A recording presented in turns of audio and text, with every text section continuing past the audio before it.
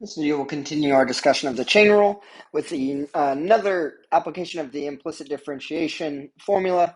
If we use the same kind of logic as the video before this, how we get to our formula, we can actually arrive at these two formulas that you see here. So now this is for a function. Our output would be z, and our two inputs would be x and y. What this is saying here is we need the equation that's going to be given to us, and it's going to have an x, y, and z. That's the whole point. We just need it equal to 0. So output is z, inputs are x and y. This box means, hey, you're going to be given an equation. Just make sure you set it equal to 0.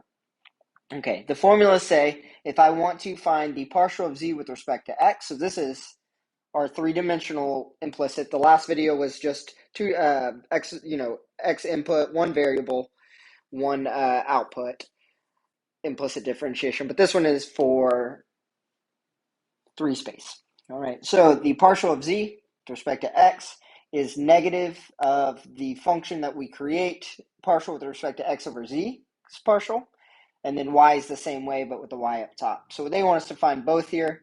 Notice that this equation is set equal to 0. That is what they're talking about here of creating a function of three variables. It is just going to be that equation.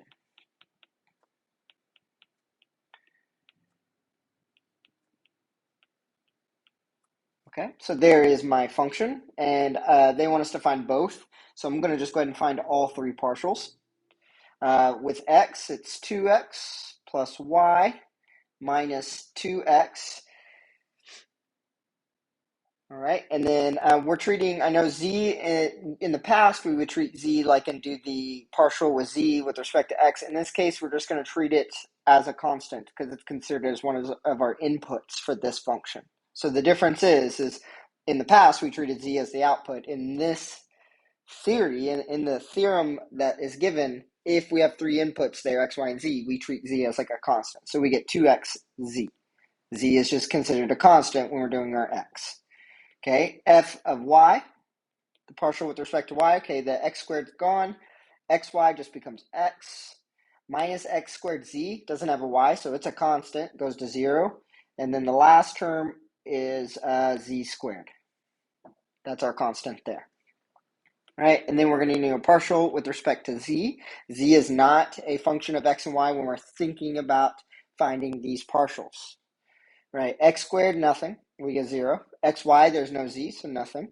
And then minus x squared z, we're going to get minus x squared. Plus y z squared, we get plus 2yz.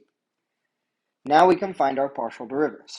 So we got the partial of z with respect to x is negative, and we just put it up there, 2x plus y minus 2xz all over, and then we put it over the fz, which is going to be minus x squared plus 2yz.